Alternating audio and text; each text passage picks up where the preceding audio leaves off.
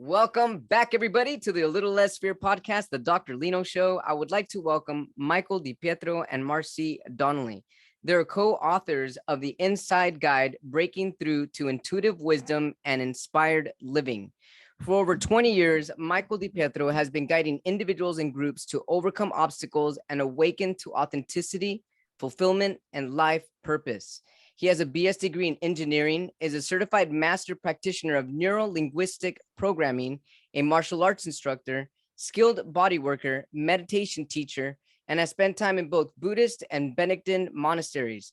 Through his extensive training and deep intuition, he guides clients and readers to truly know themselves, to transform challenges, to find meaning, and to live their life purpose. He lives in the San Francisco Bay Area. I'm also in California. Welcome, California residents.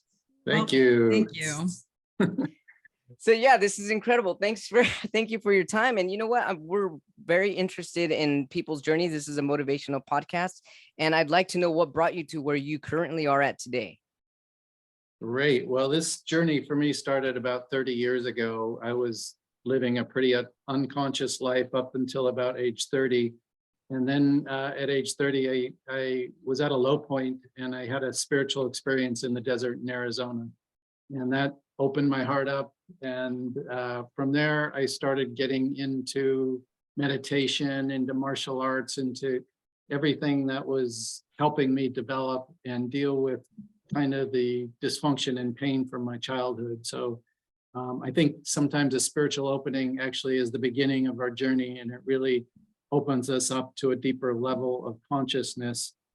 So once I started working with the tools, I also started to practice and started wanting to be of service to other people. So that developed into a coaching practice and eventually into this spiritual nature of the work that I'm doing now over about a 20-year period. So when you went to the desert, what brought you to the desert? Why did you go to Arizona? Well, there was a calling. It was I was at a pretty, I didn't have a lot of direction, and I was coming up on my 30th birthday, and I really didn't know what I was here to do. And so I was feeling pretty lost, I guess I could say.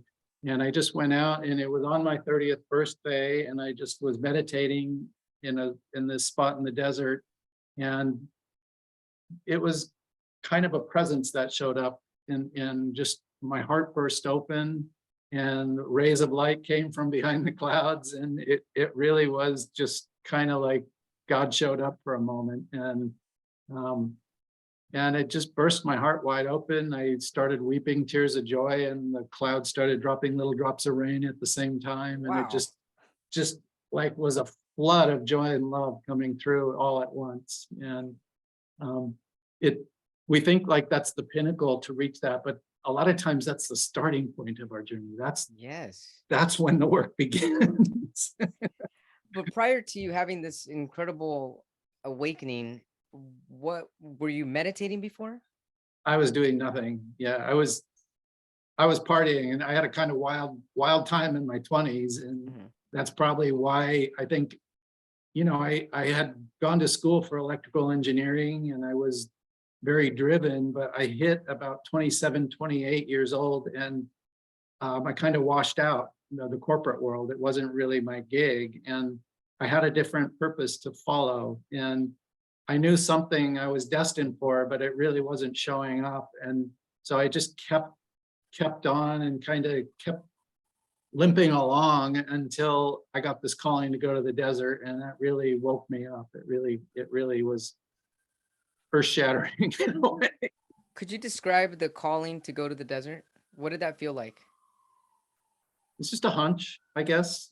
I think, I've learned as I progressed, and I've done a lot more meditation, you learn to listen to the intuitive voice, to the quiet voice. When we get still, when we get quiet, as you know, there's a lot of intuition that can come through. And so I didn't really know, but I just was like, I just got to get to the desert. And it was just a hunch, and I just followed it. I had a pretty adventurous nature. So I just said yes to it and went there. And thank goodness I did, is all I got to say, because it really it really was the start of my journey. And so when you were at the desert at the start of your journey, this was the first time that you meditated. I wouldn't even say I was meditating. It was more just, I mean, I was sitting there and I was on this rock, and it was my 30th birthday. So I was thinking about my parents and the gift of my life. Um, and I just started walking down from the rock, and it's almost like I walked into something, like there was a beam or something there, and it just hit me like a ton of bricks. I can't really explain it, but I was flooded in a moment with a loving presence.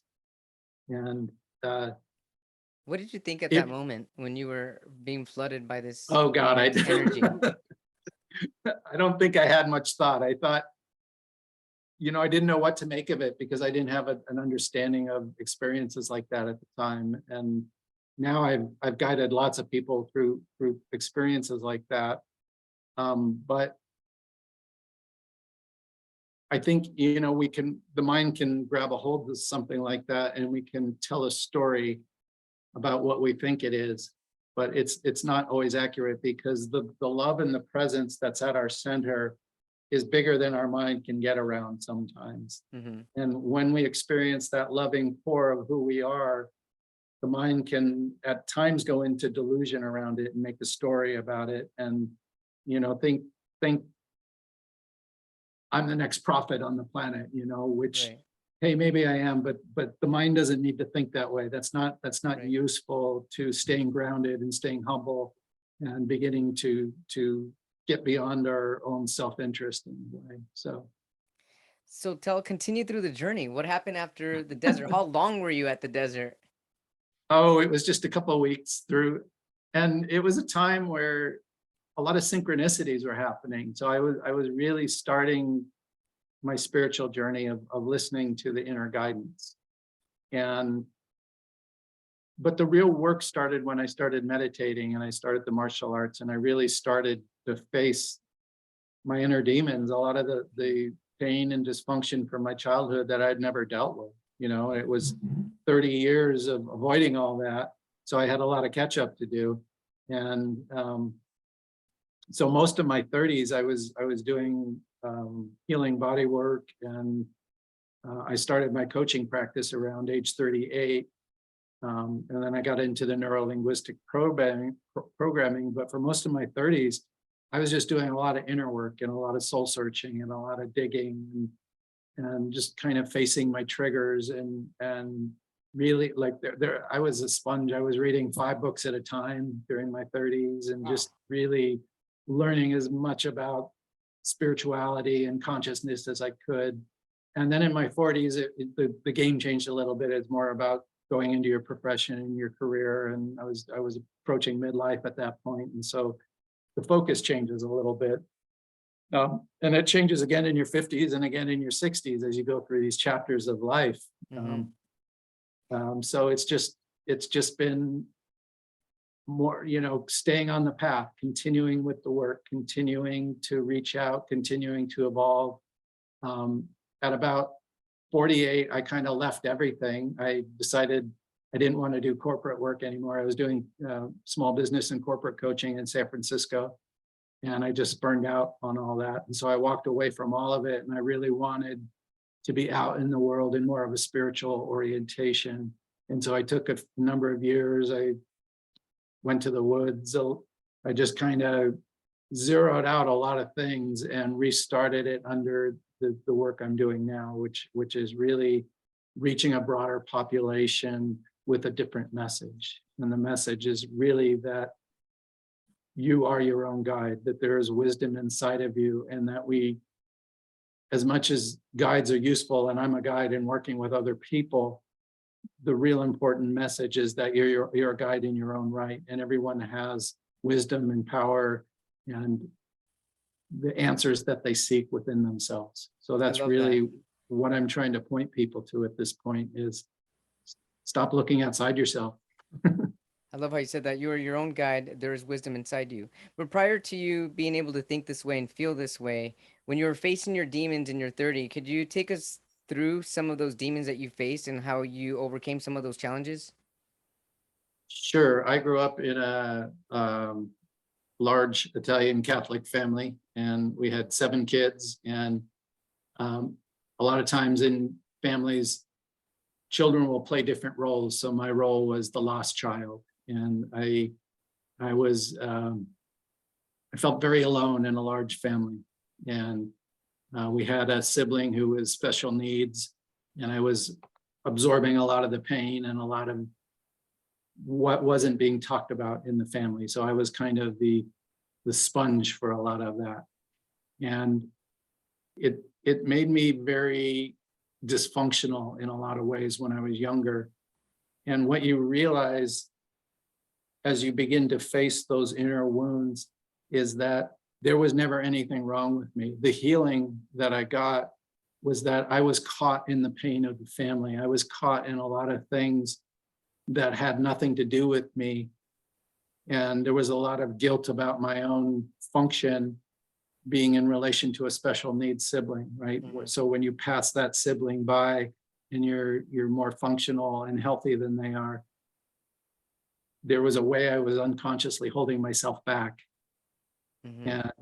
And so there were just a lot of entanglement with my mother, and just her pain and taking on her pain. And so it was very crippling for me. But the healing was that it was never my pain to begin with, and that Right. you can respectfully give that back and send that back to where it was and get back to who you really are. A lot of times the family system will influence us to believe things about ourselves that just aren't true. And we're all adapting from our childhood and doing the best we can. Right. But the healing is that you realize we don't have to follow the dictates of what we had to believe to get by in our childhood. We And have a which choice on it. practice, when you were meditating or doing martial arts, or when you're a body worker or practicing Buddhism or monasteries, which of these practices helped you realize this the most? That it was not your fault, that it was family conditioning, and Hmm. that you are your own individual and have your own energetic field. I'd say all of them, but this work in particular is from the work of a German therapist called Bert Hellinger. And he Okay. does a type of work called family constellations and family systems. So Oh, yes. this approach that I was just talking about is really a family systems approach, Mm-hmm. which is just another tool in the toolbox that I work with. But I would say all of it. And I think the important thing is to, what I try to guide people to is find the tool that works best for you. Find that there's so many modalities out there, and find the one that really resonates with you as an individual. Because when you try to fit the square peg in the round hole, it doesn't work, right? And Right. it's really about finding the tools and the methodologies and the path that's really right for you. And again, listening to your own inner guidance about what's right for you and who's right for you, and beginning to follow that. So, Michael, how can you describe what an inner guidance is to someone that's listening to this terminology for the first time? hmm. When we get very quiet, when meditation is really to still the mind, and contemplation from a Western perspective is to sit with the truth of us in the center of our being, the infinite spaciousness in our heart. You could call it love, right? Just to Yes. sit in that loving space that we are.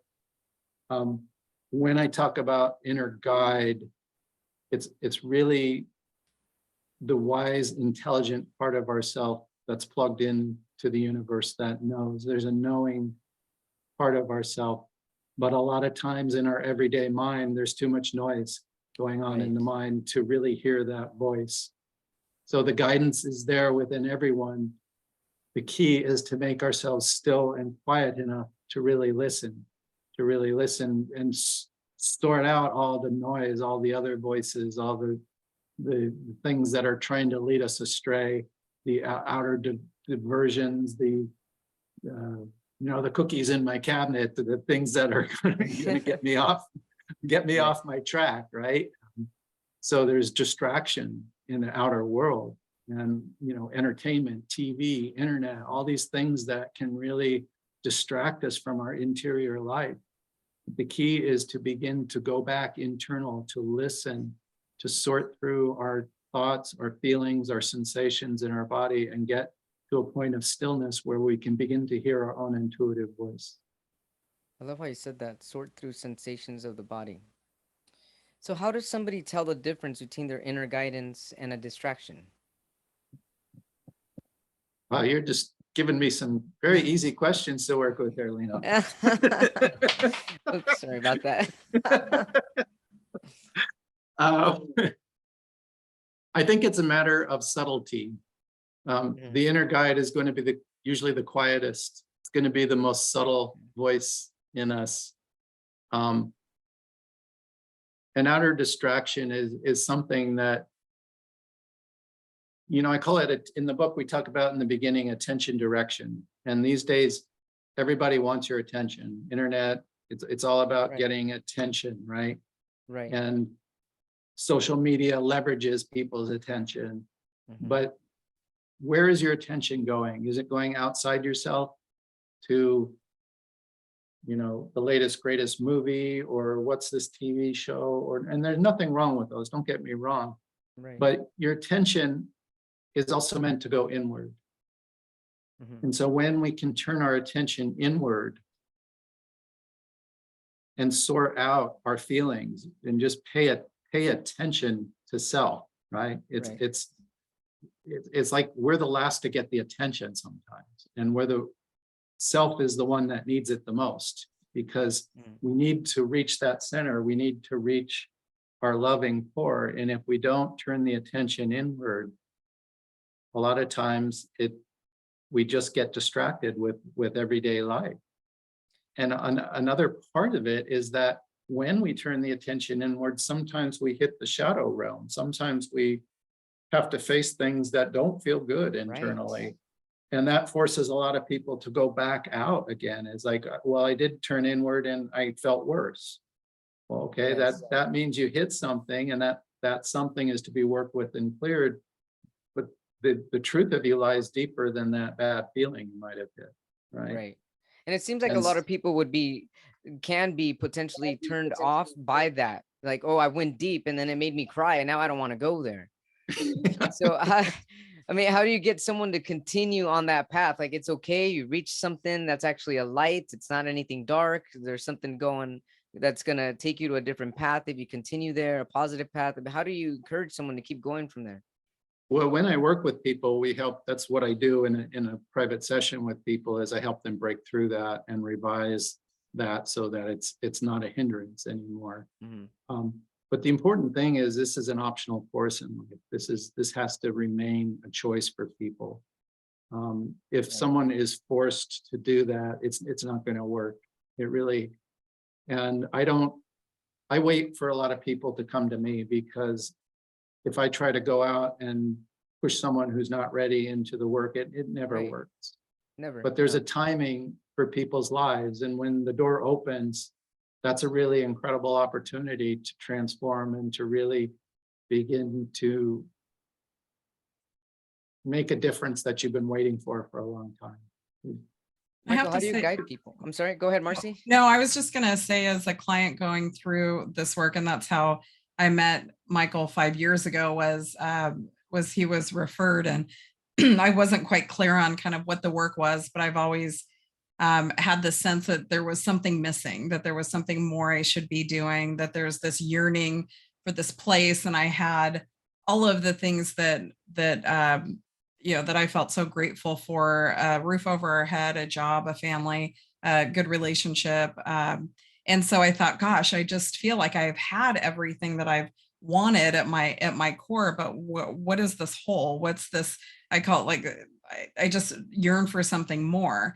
And so I got the referral, and I thought, well, I've gone to lots of conferences, and I've tried lots of modalities, and did a lot of meditating and workshops and read books. And I kept looking outside for what that, prescription was, essentially.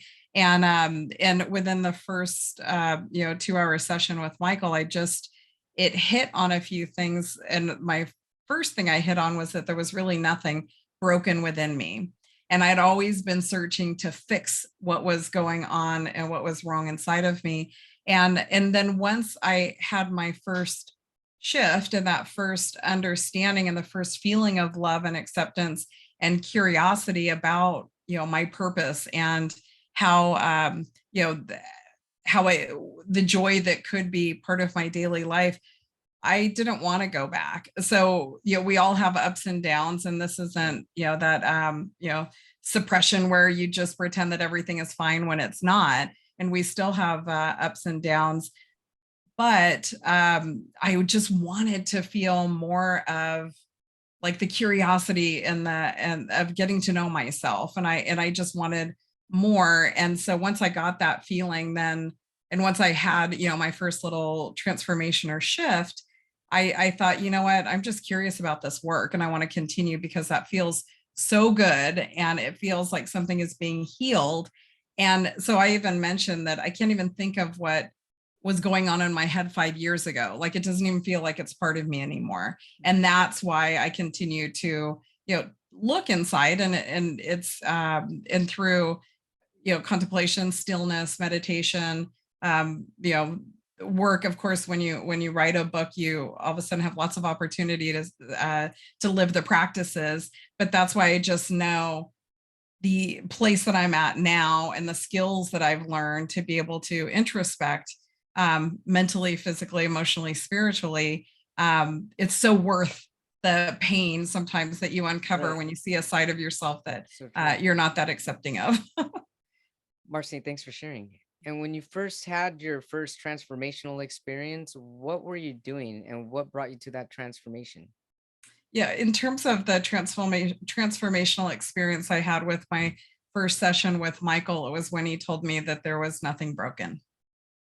And That is left. powerful. Yeah. I looked around and I said, you know how many thousands of dollars I spent on Yeah. and courses and this and that and Yeah. signing up for this and studying and certifications.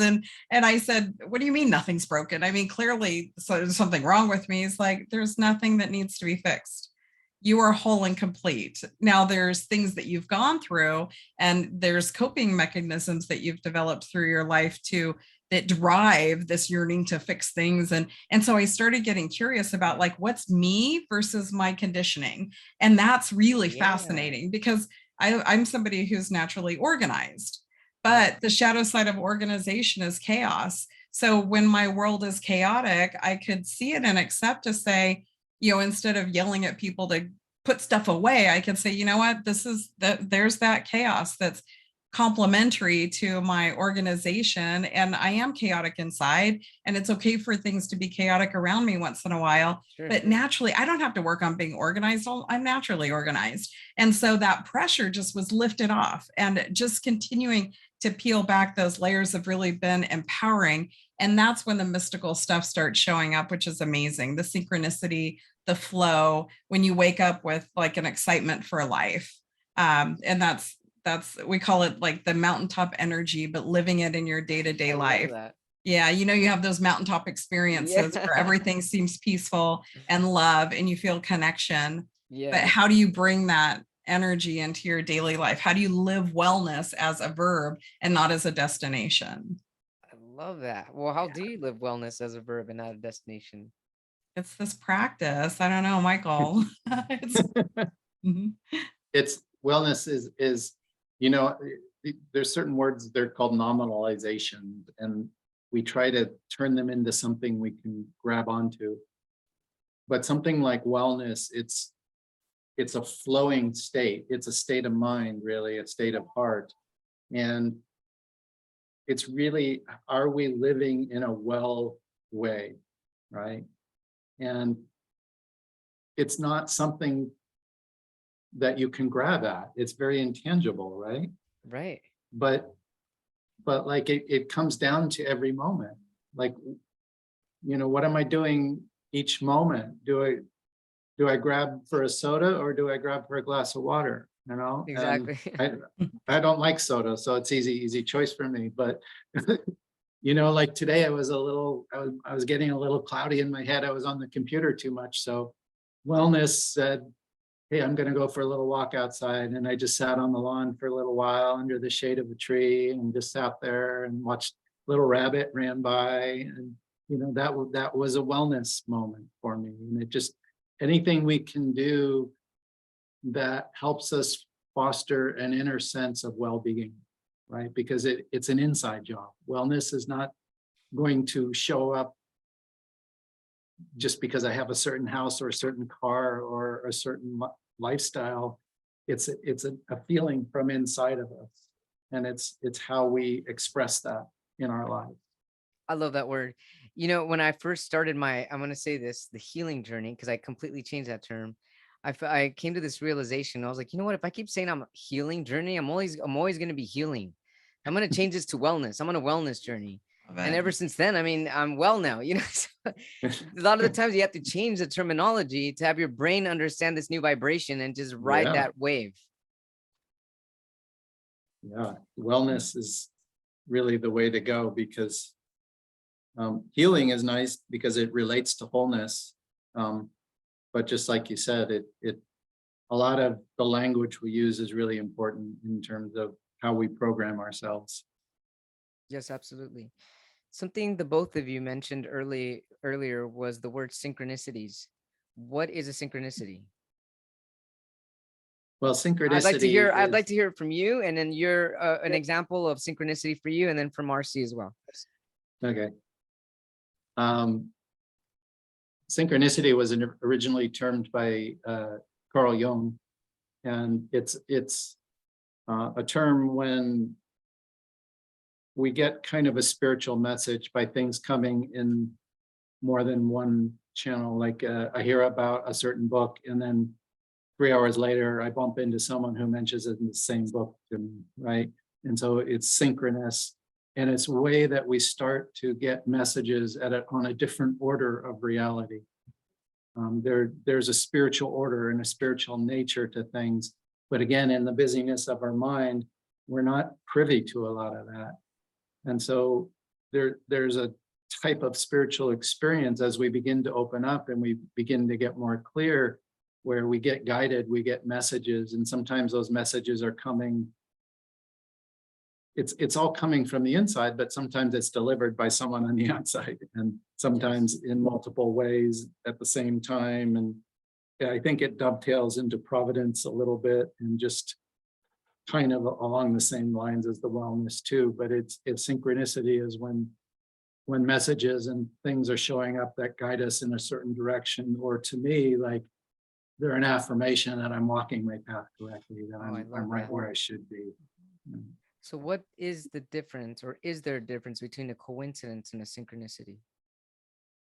So I think synchronicity is when there's meaning associated to it at a different order, on that spiritual order, whereas a coincidence is just what it is, a coincidence, right? And so you're not taking, I mean, it could be that the coincidence and the synchronicity are the same thing, but I think the difference would be the synchronicity is when I take that meaning and I see that I'm being guided on this different spiritual order.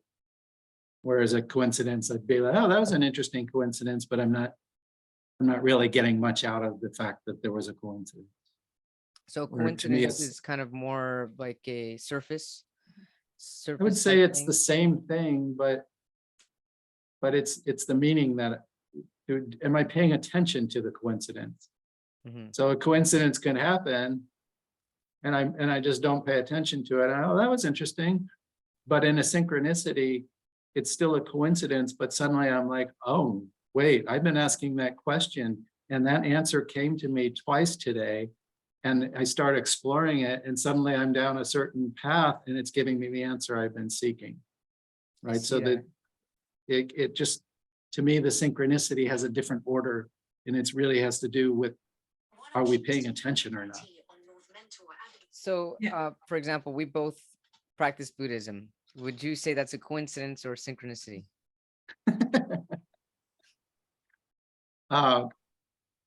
I would say that's a coincidence, because it doesn't personally, I already practice Buddhism, so I don't need to be affirmed in that. Yeah. Right. I had Gotcha. once heard that coincidence is, if you think of lines coinciding, that it's not chaotic, it's two lines that actually connect. So while coincidence seems random, if you look at, mathematically, two lines coinciding, they actually connect. And I have silly coincidences or synchronicities that happen. Like recently I was checking into a hotel and they had asked for my license plate number. And at the same time, I get a text from my husband saying, I need your license plate number because I'm, filling out paperwork. And I kind of laughed, and it's like, okay, that's kind of silly, a coincidence, but I happened to be at a hotel where I was going to do some self-care and meeting with friends. And to me, it's just spirit reaffirming, like, you're at the right place. Because like I said, 5-10 years ago, I would never have taken a, downtime. I would have, to go away to take care of myself. So even though it's kind of silly and we kind of laugh and I'm like, gosh, that's so weird. It just to me is like spirit saying, hey, you're at the right place. Like, check mark, we're checking in. I love that. I like how you how you kind of brought that to mathematics, because it totally makes sense. They're crossing each other. So if they're crossing each other, then they could potentially, a coincidence can potentially lead to synchronicities. Yeah, absolutely. I think so. That totally makes Could sense. it could just be a matter of semantics too. I don't Right. I don't know the definitions well enough to Sure, that's really true.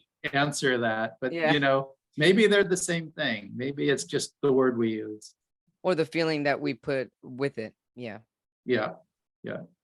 So tell us about your book. What made you want to write a book?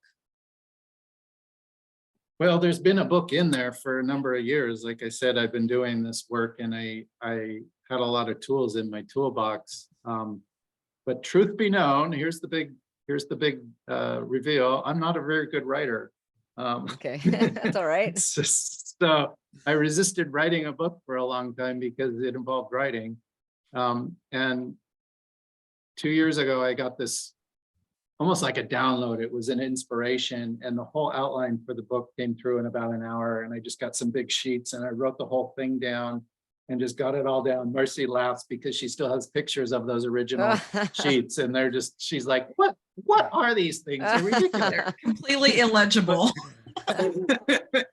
But it gave us the framework for the book.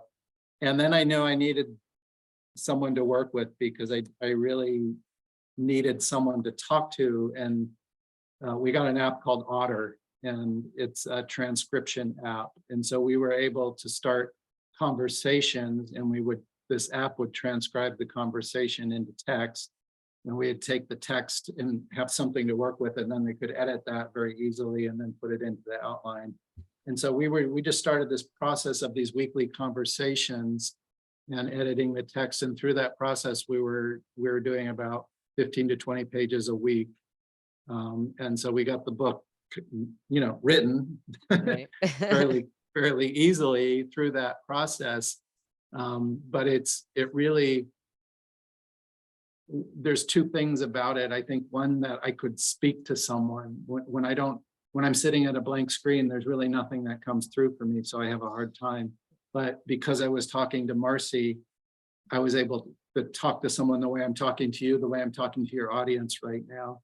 And so the information came through. And then in addition, because Marcey and I have this amazing collaboration, she was drawing out this whole other level of, like, I would have this abstract concept, and then she would say, well, how does that apply to your life? And she would ask these more practical, grounded questions. So it really drew a whole nother element out of the book, and gave us a broader reach. So it has my concepts and my tools, but it also has a lot of Marcey's practicality and Marcey's organization in there as well. So it was through that collaboration that I feel like we nailed gold, because doing this by myself, it wouldn't be nearly as good as it came out by the both of us doing it together. That's awesome. M&Ms, Michael and Marcey. I know, Yeah, MD, actually. Wow, that's true. MDMD. Right? My goodness. Hey, is that a coincidence?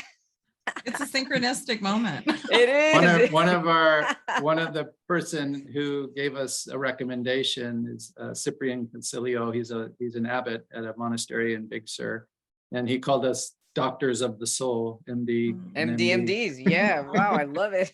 So cool. So the inside book, Breaking Through to Intuitive Wisdom and Inspired Living. And what type, I mean, is this, it's like a self-help book? Are there is it a process, or is there a goal at the end of the book? Take us through some of the pages of the book or chapters.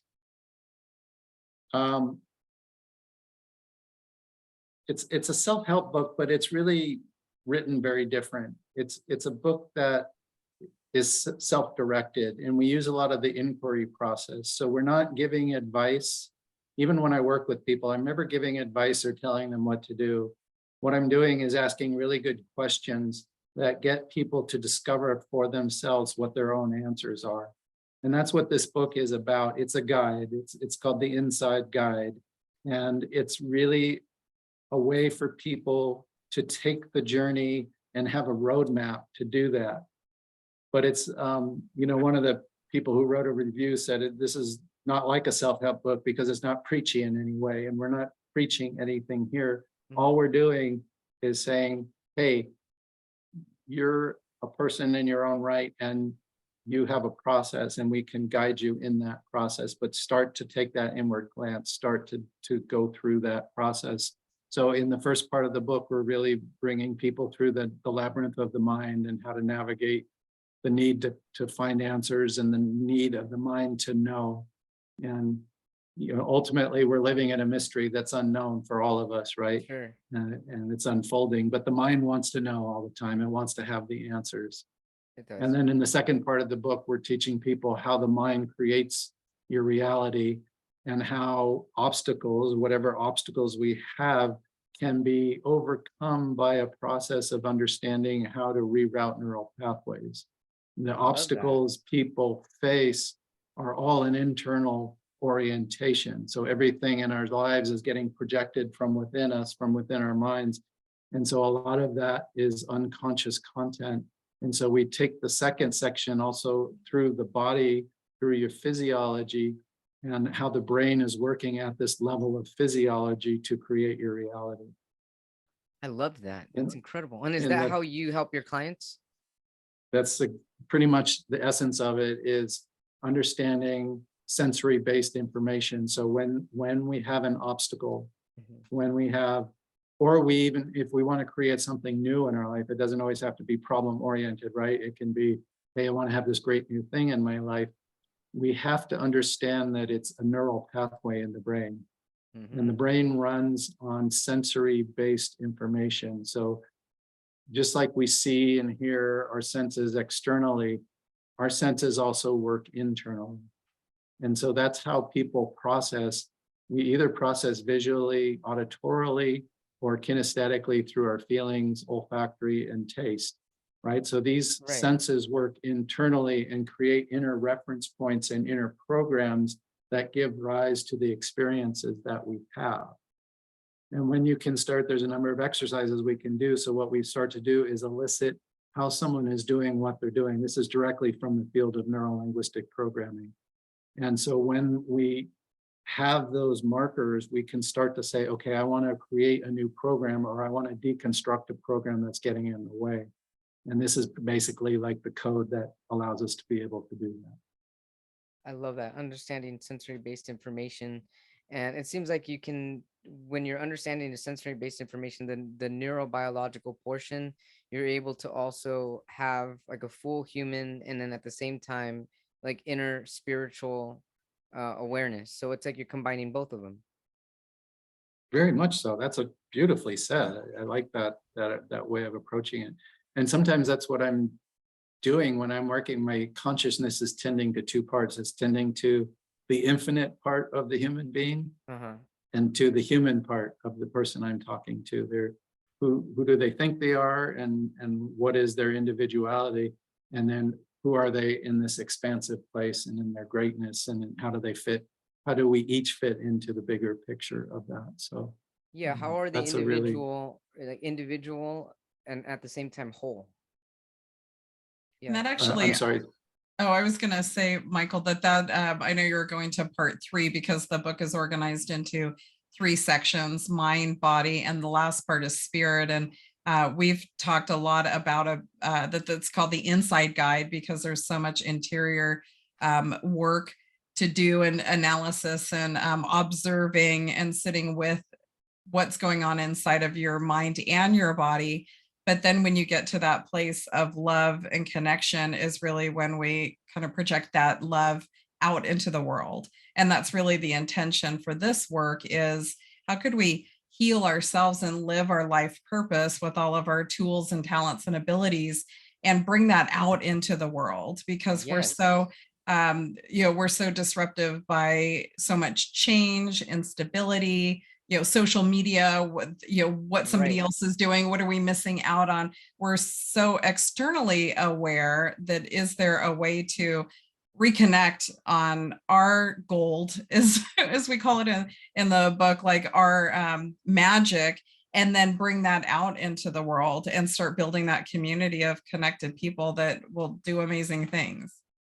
That's, Love how you said that. So your gold, your magic, meaning your inner being, yeah. Yeah. your inner So the spirit. process is, you're going to turn your attention inward. You're going to go through the labyrinth of the mind, through that shadow stuff, and eventually you reach your spiritual core, the mystical space, the place of peace and love within yourself. When you reach that center, that's as far as you can go, Mhm. right?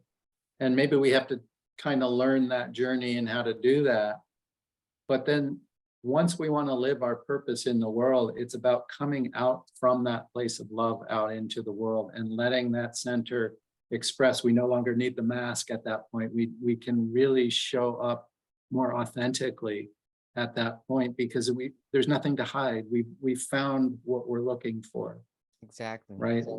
And that's the key, is to really reach that center and then say, okay, now how does that come out into the world? So that's the irony of part 3, the mystical part, because the whole book is getting people internally. But then in the third part, we talk about purpose and living your purpose in the world, which is actually getting back out in the world again. Yeah. Wow, that's beautiful. I love how you put it all together. And as you were saying this, I was thinking too that, because I mean, I've had some people in my life that are not quote unquote spiritual, and I'm wondering, like, how would you connect your clients if they're adamant on just keeping things on the mind body level and not wanting to go mind, body, and spirit? Like, how do you bring spirit into that, or even that terminology, to someone that's not Well, open to it?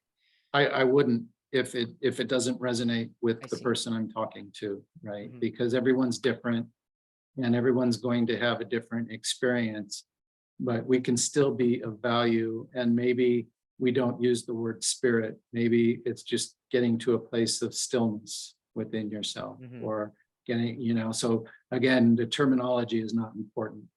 And I'll use different language depending on who I'm talking to. So, if I'm talking to a Christian, I'm going to talk about Christ. If I'm talking to a Buddhist, I'm going to talk about emptiness and sunyata, Yes.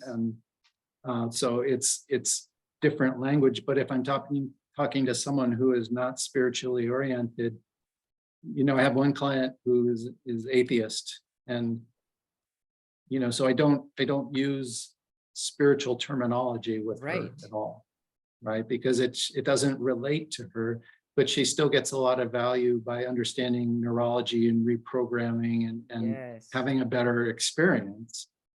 And she's actually, over the time we've been working together for five years, we've known each other, we've become friends. She's actually come around to some of, she's all, when I use spirit, I'm like, oops, I used the spirit word. And she's like, it's okay. It doesn't matter anymore. I get it. Yeah. So, That's awesome. What makes you but so yeah, passionate about it's this? really different for everyone. So we want to honor the uniqueness of every human being. We want to Absolutely. honor And that's what that makes it there's a no beautiful right or journey. wrong way to do this thing called life. All our uniqueness is really what actually makes us one whole. And that's what's the most beautiful thing about everybody's individuality. Michael, what makes you so passionate about this? It's the way I was born. Yeah. It's Well enough said. Well said. I'm wired this way, and it's, when I was younger, I thought I had a lot of problems, and I was sensitive and I was different, and really there was never anything wrong. It was just different, and I had an orientation to be this way, and it wasn't recognized, and I thought I had a lot of wounds around that, but the wound is the gift. And so Yeah. when you realize that the place we think we're wounded is actually our gift and what we're passionate about in life, it's Right. things flip around. And so I'm wired this way, and I made a career out of it, and it makes it so easy because I'm never doing work. I'm doing something I love, right? And that's the key to living in purpose, is you really find something you're Yes. passionate about, find those places in your life where you're just naturally wired that way. And everyone fits in somehow, everyone has some gift to share in the greater unity. I love how you said this. The key to living on purpose is doing what you love, naturally wired. That's incredible. Thanks for saying that. And This has that's the been, inspired. yes. We talk about in our subtitle inspired, and that's living in spirit. And so I love the word Whoa. I love inspired. that. It's just, yeah, right. Like because it's, as mentioned, it's one thing to have this connection and this feeling when we're in a workshop or when we're reading a book, but to actually find a way and to clear and understand yourself well enough so that you can live that day to day is a gift, and it makes life a joy to live. And it doesn't mean that people won't cut you off in traffic, or you Right. won't have a bad day now and again. It still happens. But to feel like you're living like this inspired life, that you're connected to your spirit, your identity, whatever you want to call it, is it just, and it's affecting the people around us. Even though it's our internal work, it changes how we communicate, how we take care of each other. And hopefully eventually, we'll get into our communities and continue to spread. That's my wish. Well, it's happening, and I can see it and You I know, can when feel it. people say, how do you do this work all day long with people? And like, isn't it draining listening and getting this deep with people? And I'm like, no, man, that's so energizing. What's draining is Yeah. having to go to a party and talk about and do small talk. Like, that's really challenging. Right.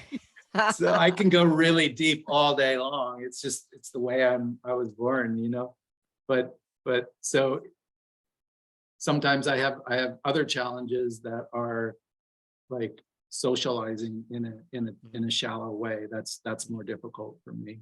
Yeah. Because that's not your purpose. It's not my purpose. You're not wired that way. Amazing podcast interview here, everybody, with Michael DiPietro and Marcey Donnelly. It's just, thank you so much for your energy and your wisdom. This has been really fun, energetic, joyful, and I definitely feel the alignment and the synchronicity of it all. I think it's all so beautiful. Where can our viewers, our watchers, and our listeners find you if they need to get a hold of you or your book? Yeah, thank you. Our website is the best place to get all information about the Inside Guide. It's www.loveguides.us, because love guides us. So LOVEGUIDES.us. And there's a link to order our book on Amazon, The Inside Guide. And we really want to support the community of readers. So we have some study groups and workshops, and it's a good place. There's some online videos and materials. So it's a good place to connect. Wow, it sounds very interactive. Definitely, for sure. Yeah, that's really important to us, because our mission, we want to create, as Marcey said, we want to create community around this book, and we want to create a community of conscious people who want to live this every day and feel supported and feel like there's other, for years I felt like an island sometimes, but as we progress, we meet other people like yourself who are doing this kind of work, who have this orientation, and we get those synchronicities, right? And it's Right. really, joyful to share and find our tribe, so to speak, right? Definitely. There's people out there that are like us. There really is. And I'm really blessed to have connected with the both of you. Thank you so much for sharing your energy and your wisdom and all of your light on A Little Less Fear podcast. And I look forward to keeping in touch and keeping a connection. Absolutely. Thank you Lance. so much. Thank you. Thank Appreciate you it. so much. Have a good rest of your day. Thank you.